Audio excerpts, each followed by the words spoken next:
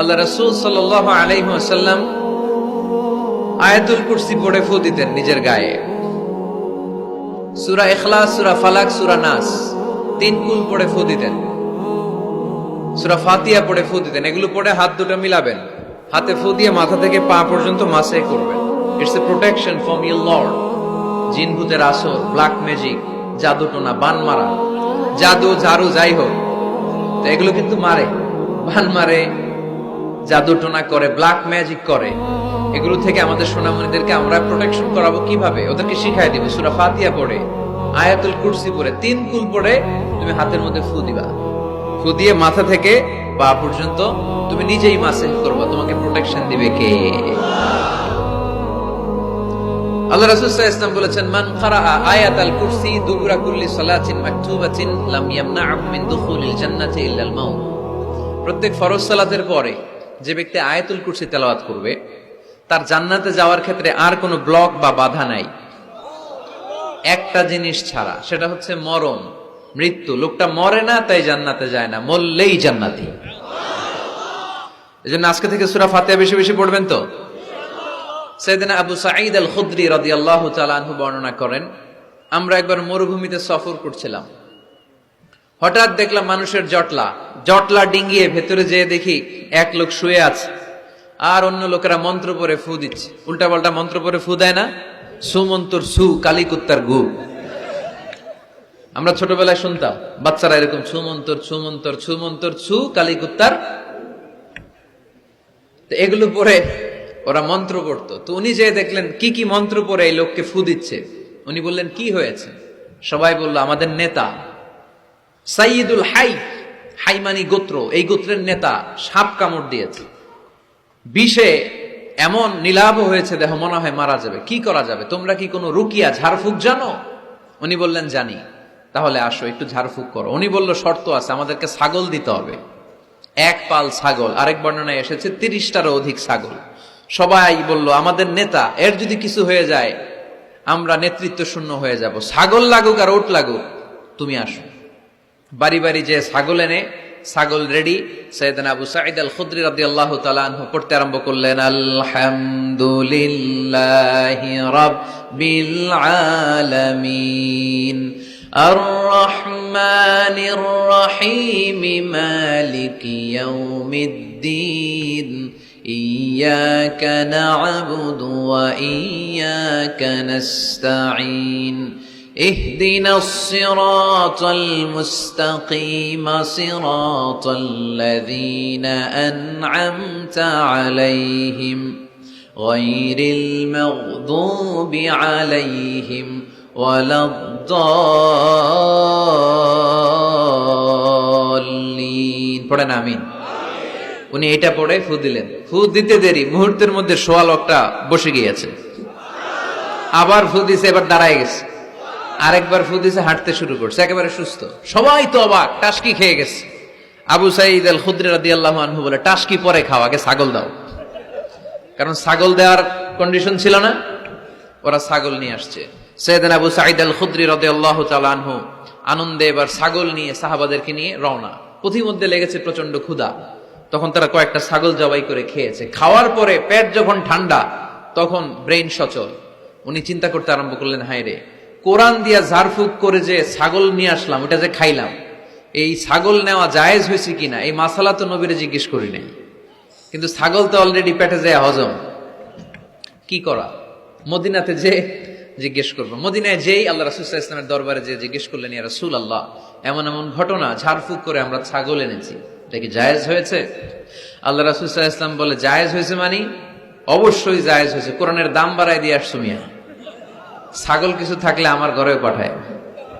সুবহানাল্লাহ পড়তে পারলেন না? ওয়ালাকাদ আতাইনাকা, বুখারীর হাদিস, ওয়ালাকাদ আতাইনাকা সাবআম মিনাল মাসানি ওয়াল কুরআনাল আযীম। নবী হে, নিত্য পাঠনীয় সপ্তবাক্য দিয়েছি, যেই দোয়া পড়ে ফু দিতে দেরি, অসুস্থ ব্যক্তি সুস্থ হতে দেরি হয়। এজন্য আল্লাহ ইরশাদ করেন, অনুনাজ্জিলু মিনাল কুরআনি মা হুয়া শিফাউ ওয়া রাহমাতুল লিল মুমিনিন ওয়া লা ইয়াজিদুয যালিমিনা ইল্লা খাসারা। এই কোরআনকে আমি শিফা হিসেবে নাজিল করলাম, এই কোরআনকে আমি রহমত হিসেবে নাজিল করলাম, এই কোরআনকে আমি তোমাদের জন্য হেদায়েত হিসেবে নাজিল করলাম।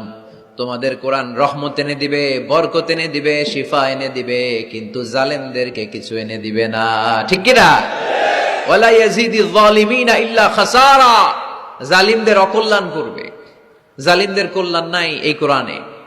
জালিম যদি হেদায়েতের নিয়তে কোরআন পড়ে তাহলে কল্যাণ পাবে, তা না হলে কল্যাণ পাবে না।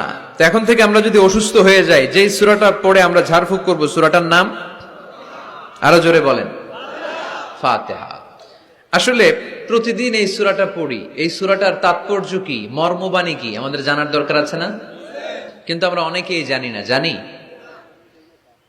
আরব বিশ্বে দেখবেন ওনারা যখন তারাবির সালাত পড়ে, আযাবের আয়াত আসলে কাঁদে, জান্নাতের আয়াত আসলে দরাজ গলায় তেলাওয়াত করে। আপনারা কি করেন? আমরা করি না। কারণ ওনারা কি পড়ছেন সেটা তাৎপর্য আর মর্মবাণী ওনারা অনুভব করছেন। গত বছরের আগের বছর না, গত বছর আমি হজে শায়েখ আব্দুর রহমান আসুদাইসির পেছনে নামাজ পড়লাম। উনি যখন সূরা কুরাইশ তেলাওয়াত করছেন, ফালিয়াবুদু রাব্ব হাযাল বাইত, এটা বলে তিনি কেঁদে দিলেন। কারণ উনি অর্থ বুঝতে পেরেছেন, আয়াতের অর্থ ফালিয়াবুদু রাব্ব হাযাল বাইত, এই কাবা ঘরের মালিক আল্লাহর ইবাদত করো, এই ঘরের রবের ইবাদত করো। আর ওই ঘরের সামনে দাঁড়িয়ে উনি ইমাম, উনি ওই ঘরের সামনেই দাঁড়ানো আর পড়তেছে এই ঘরের রবের ইবাদত করো। এটা যখন অনুভব করলেন, উনি আর নিজেকে ধরে রাখতে পারলেন না, উনি কান্না জুড়ে দিলেন। উনার পেছনে আমরাও কাঁদতে লাগলাম, কারণ ইমাম যেদিকে মুসল্লিও সেদিকে। উনিও কাঁদে, আমরাও কাঁদি, কারণ অর্থ বুঝতেছি তো। আবার জান্নাতের আয়াত আসলে এমন সুরের ঝংকার তুলে তিনি তেলাওয়াত করে, মনে হচ্ছে যেন এখনই উপর থেকে রহমত নাজিল হচ্ছে। ঠিক কিনা? কিন্তু আমরা যখন তারাবির সালাত পড়ি, আমাদের কখন যে আযাবের আয়াত গেল, কখন যে জান্নাত গেল, আর কোন দিক দিয়ে জাহান্নাম গেল, কোন দিক দিয়ে ইউসুফ নবীর কাহিনী গেল, কোন দিক দিয়ে আমার নবীর ঘটনা গেল, কিছু টের পাই? শুধু আমরাই টের পাই না এমনটা না, যিনি পড়াচ্ছে উনিও টের পায় না। ঠিক কিনা? এজন্য আমাদের চোখ দিয়ে দাঁড় দাঁড় করে পানি নামে না, আমরা অশ্রুসিক্ত হই না। জান্নাতের আয়াত আসলে আমাদের মজা লাগে না, কোরআনটারে মজা লাগাইতে হবে। ঠিক কিনা? বুঝতে হবে মাতৃভাষায়। স্মার্টফোন ইউজ করেন কারা কারা দেখি? ওরে আল্লাহ, সবাই স্মার্ট তো দেখি, এত স্মার্ট মানুষ এখানে থাকে।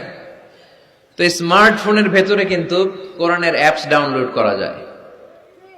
কোরআনের অ্যাপস ডাউনলোড করবেন, করে আপনি পড়বেন, যা বলার আল্লাহ সব বলে দিয়েছে, নতুন করে আর কিছু বলবে না।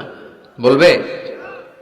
এই কোরআন শুরু হয়েছে বিসমিল্লাহির রহমানির রহিম দিয়ে, বা দিয়ে, আর শেষ হয়েছে যে সূরা দিয়ে, সূরাটার নাম সূরাতুন নাস।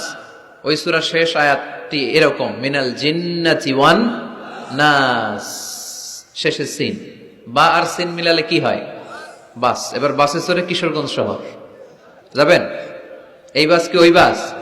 না, এই বাস মানে যথেষ্ট, বাস মানে এনাফ, সাফিসিয়েন্ট। মাঝে মাঝে এরকম হয়, আমরা খাচ্ছি, আমাদের পাতে খাইতে পারি না, আরো তুলে দেয়, কারণ হুজুর একদিন পাইছে, খাওয়াই আজকে মাইরা ফেলবে। তো আমরা বলি বাস বাস, আর লাগবে না ভাই, আর পারছি না, বাস মানে যথেষ্ট আমার জন্য। তো আল্লাহ বুঝাতে চাইলেন 30 পারায় যা দিয়ে দিছি হেদায়েতের জন্য, বাস যথেষ্ট, নতুন করে কোনো কথার দরকার নাই। চিল্লায় বলেন ঠিক কিনা? It's a problem solving methodology, it's not a problem creating methodology. কোরআন কখনো প্যাচ লাগায় না, প্যাচ খোলে। এই যে সুতা দিয়ে বাঁধতে গেলে অনেক সময় প্যাচ লেগে যায় না, এটার কি বলেন আপনারা? গিট্টু। এই কোরআন কি গিট্টু লাগায় নাকি গিট্টু খোলে? সমস্যা তৈরি করে না সমাধান এনে দেয়? সমাধান চাও যদি জীবনে মরণে, ফিরে যাও খোঁজে নাও, চোখ রাখো কোরআনে। ঠিক কিনা? পড়েন সবাই। সমাধান চাও যদি জীবনে মরণে, ফিরে যাও খোঁজে নাও, চোখ রাখো কোরআনে। If you want the solution this দুনিয়া এন্ড আখিরা, go back, have a look to the holy কোরআনে। তাই না? সমাধান যদি চাই, চোখ রাখতে হবে কোথায়? নাকি এটিএন বাংলার পর্দায়? আসিতেছে আগামী শুক্রবার ওই পর্দায়, রঙিন পর্দায়, রূপালী পর্দায়, যেই বইয়ের দিকে চোখ রাখতে হবে বইটার নাম কোরআন। কোরআন, প্রিফেস অফ দ্য বুক।